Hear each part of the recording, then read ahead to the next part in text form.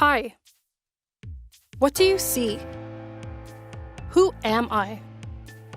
Do you see a woman? Or do you see a black person? And if you do see a black woman, what does that mean to you?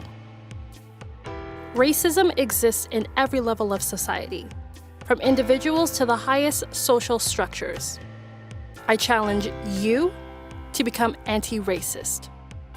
Yes, you. How will you do this?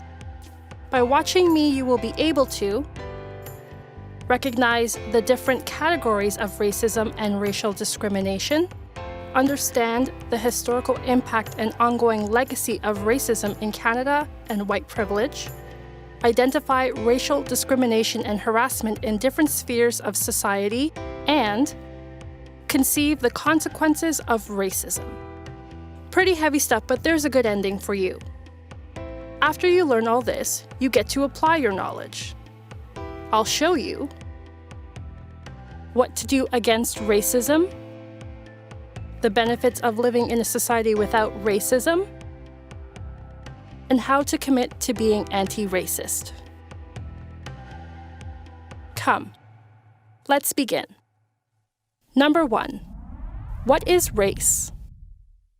The concept of race is often linked to a person's physical characteristics such as skin color, nose shape, eye shape, hair texture, and others. However, race does not exist. You heard that right? Race does not exist. Many scientists have shown that classification by race has no legitimate biological basis. There is only the human race. You see, we're really all one. Why is race still talked about? We talk about race because people attribute traits and characteristics to people based on how they perceive them because of the color of their skin. Giving meaning to biological characteristics to identify people is to assign them to a general category of people or groups.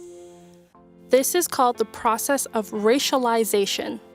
Number 2, racialization. Racialization is the process of the social construction of race that allows for the domination of one group over another, whereby societies view races as different and unequal socially, economically, and politically. The process of racialization is therefore intended to differentiate, inferiorize, and exclude those who are considered non-white. It should be noted that the process of racialization usually excludes white people, at least in Canada. Whites are considered the norm, the reference, the universal representation of all humanity, while non-whites are perceived as different, exceptions, particularities. Number 3, racism. What is racism? Racism is defined as a form of prejudice that includes implicit or explicit beliefs, false assumptions, and ideologies of superiority towards one racial group over another. Racism can be explicit or implicit, meaning that it can be manifested either directly or indirectly. Examples of explicit racism are racist comments, threats of physical violence, and actual violence against a racialized person. And racist cyberbullying through information technology and social networks like Facebook, Twitter, and racist websites. Implicit racism are racial microaggressions. They are brief, verbal, or nonverbal behavioral and environmental everyday indignities that may appear trivial, intentional, or unintentional, which communicate racially hostile, derogatory, or negative insults and remarks to the target person or group. Although these racist behaviors are subtle in nature, they are just as painful for the person experiencing them, especially as it is difficult to prove them. Have you heard any of these statements? I get them all the time. Where are you from? I'm not racist because I have black friends. everyone can succeed if they work hard. By the way, in case you're wondering, I'm from Halifax. Number 4. Individual or interpersonal racism. Interpersonal racism occurs when our racist beliefs, assumptions, and behaviors, whether implicit or explicit, are embedded in interpersonal interactions. Examples of interpersonal racism include threats and harassment, social exclusion, stigmatization, and unfair treatment. One of the most common examples of interpersonal racism is the fact that some white students exclude Black students from their work groups, either because they do not want to work with them because of their skin color or because they think they are less intelligent. Another very common example of interpersonal racism is that of white parents implicitly or explicitly refusing to allow their children to go out with Black youth. Number 5. Institutional racism. Institutional racism takes place within institutions including schools, governments, and religious institutes. It is policies and practices which claim that all races are treated equally and see equal outcomes, while racialized people are consistently oppressed and disadvantaged by these policies and practices. Number 6. Systemic or structural racism. Structural or systemic racism involves racial bias across institutions, including public and private policies, institutional practices, and cultural representations, among others. It reinforces the unequal treatment of racial groups by systematically privileging the majority racial group and presenting disadvantages for minority racial groups. For example, in Canada, despite efforts for change, the school curriculum is still designed for white middle-class students. This is evident in history classes, for example, which explore Canadian history from a white perspective and fail to give a voice to racial minority groups who also have a place in history, including Indigenous people. You know what I'm talking about. Number 7. Internalized racism.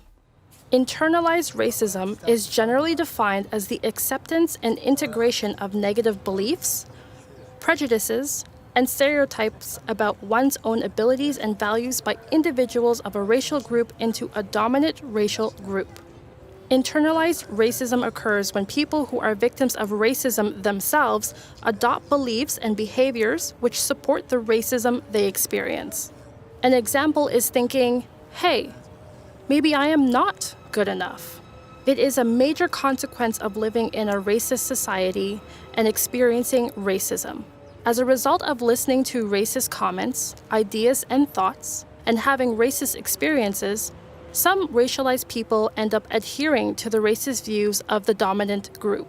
For example, a manager or team leader who is a member of racialized communities refuses to give rewarding tasks to another racialized person because they have internalized several social prejudices about racialized communities.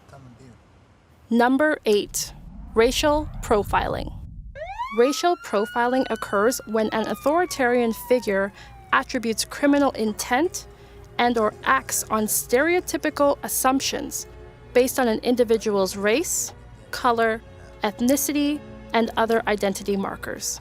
Examples of racial profiling are a police officer who assumes that a person is prone to offending behavior because he or she is Black or Indigenous, or a shop clerk who tells a group of Black youth they cannot enter the shop at the same time, but allows a group of white youth in. Number 9. Prejudices. A prejudice is a false or unwarranted and often negative opinion or attitude towards a person or group because they are different. An example is perceiving a person as inferior to themselves because of their race. A prominent example is a Black woman who walks into a shop and is nicely told, "Ma'am, I think this shop is too expensive for you. I recommend that you go to another shop where the prices are more affordable." Number 10. Racial bias. A bias is an inclination of temperament or perspective, often a judgment or opinion. bias can be defined as a favorable or unfavorable prejudice to one group or person over another and is often seen as unfair. Implicit biases are biases which are unintentionally activated without the individual's awareness or intentional control. Our implicit biases tend to be more favorable toward our own ethnic group and are difficult to access through introspection. Most individuals have implicit racial biases. That stinks. Number 11. White privilege and white supremacy. White supremacy is the belief that humans of white races or paler complexion are superior to humans belonging to other racial groups. As early as the 19th century, we can find several writings defending this superiority based on studies with scientific pretensions. This ideology is often associated with violent groups or organizations, such as those racists called the Ku Klux Klan, and others like them. Today, studies tend to talk about white privilege. White people have more advantages in society because of the color of their skin. These advantages are invisible to those who benefit from them. Even though these facts were reported more than 30 years ago, these benefits still exist, without the people who have them really becoming aware of them, because over time, they have become a given. Examples of white privilege are to be widely represented with political power, to be assured that the story represents my group in a majority and positive way, not to be accused of living in a ghetto when you live mainly with whites, to easily find posters, picture books, dolls, or children's magazines representing your group, not to undergo an identity check by the police for no apparent reason, not having to speak or justify yourself on behalf of all members of your group, feeling welcome and normal in most situations related to public, institutional, and social life. So now you know what racism is all about.